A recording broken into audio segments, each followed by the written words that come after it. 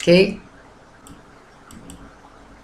Serão discutidos nessa obra as especificidades do espaço onde trabalham os docentes da educação profissional, o que inclui aí os professores do ensino médio, em sua formação integrada à educação profissional técnica de nível médio, na perspectiva de contribuir para a institucionalização de uma política educativa pública nessa esfera educacional, pautada aí pela perspectiva da formação humana integral. Então, é P, educação profissional, e o EM, ensino médio, né? Então, qual é o questionamento do capítulo, né? É o trabalho docente para qual educação profissional, né? E para qual sociedade? Então, esse é o questionamento aí do autor nesse capítulo. Então, ele começa falando do modelo de desenvolvimento socioeconômico do Brasil, que é o modelo vigente, que é produto da dependência econômica, né, externa, histórica do país, que é baseado aí nas exportações da agroindústria, agropecuária, de matérias-primas e da importação aí, a crítica, né, das tecnologias produzidas aí nos países de capitalismo avançado. Então, nós importamos tecnologia, né?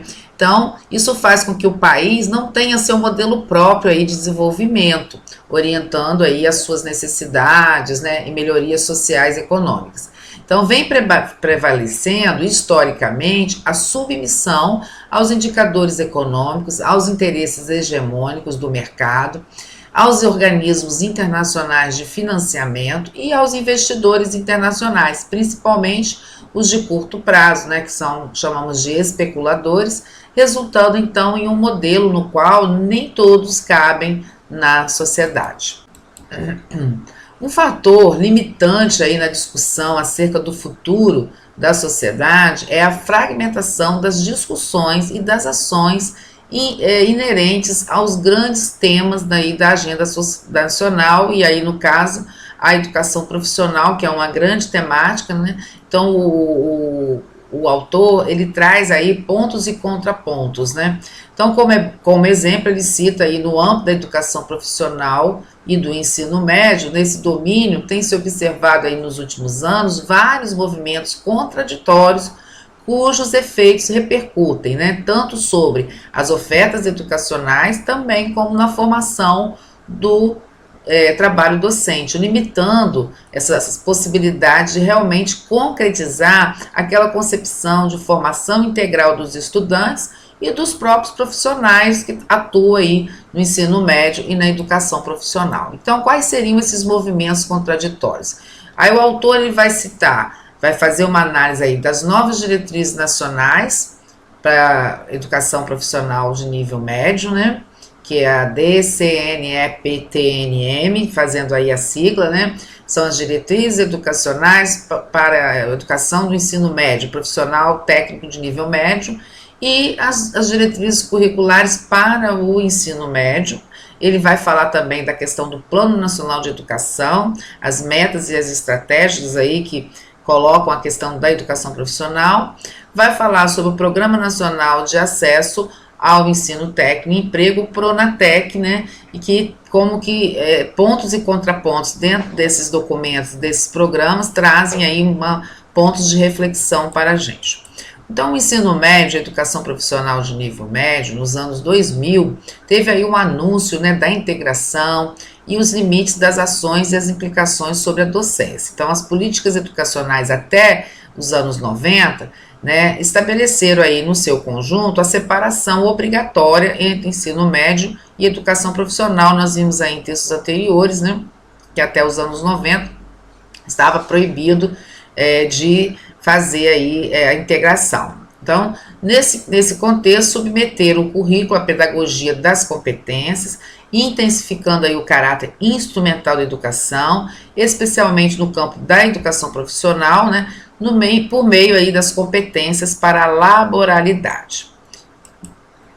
Em 2003, ocorreram vários seminários, né, nacionais sobre ensino médio e educação profissional, cujo cerne aí da discussão era a relação entre esses dois campos de conhecimento. Então, houve discussões políticas e teóricas intensas e polêmicas, das quais resultou aí o decreto 2154, em 2004, né, que apontou aí a possibilidade de integração entre o ensino médio e a educação profissional.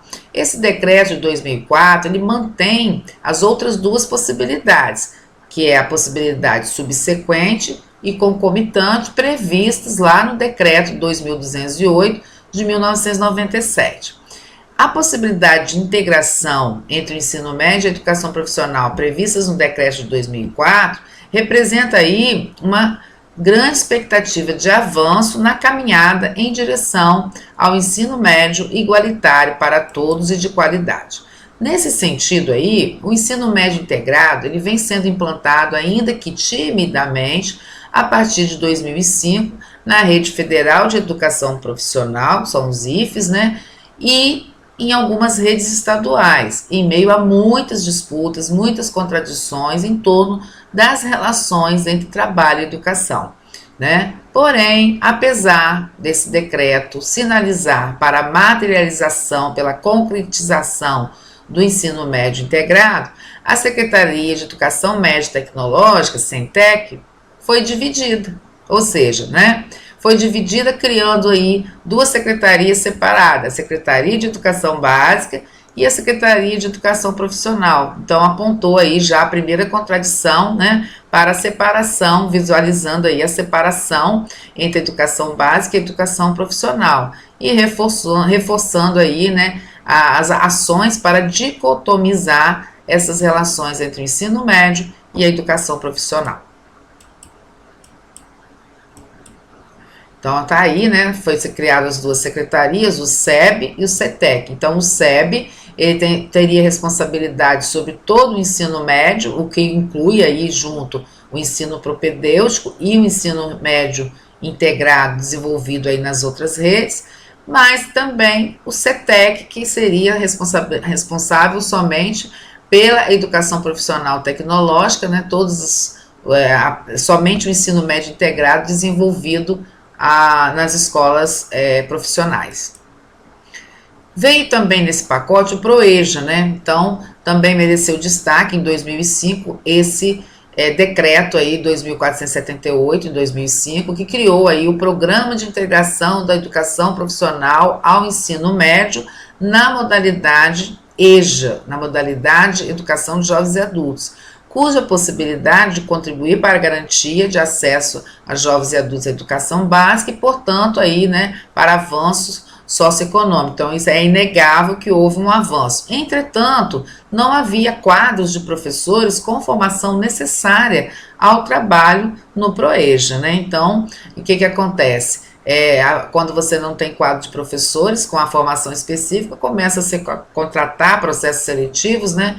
E isso traz aí uma série de questões a serem discutidas ao nível de formação desse profissional. Então, a Secretaria de Educação Básica, a partir de 2005, utilizou como estratégia para induzir a implantação do ensino médio integrado nos estados a contratação de consultores para assessorar essas secretarias de educação, né, estadual, as secretarias estaduais e o Conselho Nacional de secretários do CONSED e as próprias secretarias estaduais de educação, elas não participaram aí das construções dessas propostas, ou seja, a Secretaria de Educação Básica contratou consultores para assessorar essas secretarias, né, mas não participaram dessa proposta aí, de como elaborar essa proposta. Então, foram poucos os estados que até 2007 haviam aí implantado o ensino médio integrado de forma realmente significativa. Nesse contexto, o governo federal ele lança o programa Brasil Profissionalizado, visando induzir os estados a implantar o ensino médio integrado. Esse programa ele foi estruturado de modo que a União financia e a União vai financiar a infraestrutura, né? Essa infraestrutura inclui construção, reforma de prédios, aquisição de acervo bibliográfico, equipamentos de laboratório, e os estados deveriam aí assegurar, em contrapartida, a criação ou adequação do quadro docente. Bom, o que que ocorre? A maioria dos estados, apesar de terem apresentado o projeto e recebido recursos significativos aí para executar o Programa Brasil Profissionalizado, ele nem tem, né, nem está constituindo quadro de professores efetivos, especialmente no que se refere às disciplinas específicas da educação profissional. Então, até hoje nós temos aí, né, todos os cursos de educação profissional oferecidos na rede estadual, nós temos essa vivência aqui, são profissionais que participam de processos seletivos, não existe quadro de profissional efetivo. A partir do momento que não existe quadro efetivo, fica mais difícil a questão da formação docente em serviço, né? Porque esse quadro, ele acaba tendo uma movimentação muito grande, né? Todo ano muda a equipe, então é complicado trabalhar aí com formação docente quando você não tem quadro de professores efetivos, ok? Na próxima aula nós vamos trabalhar as novas diretrizes curriculares para a educação profissional técnica de nível médio.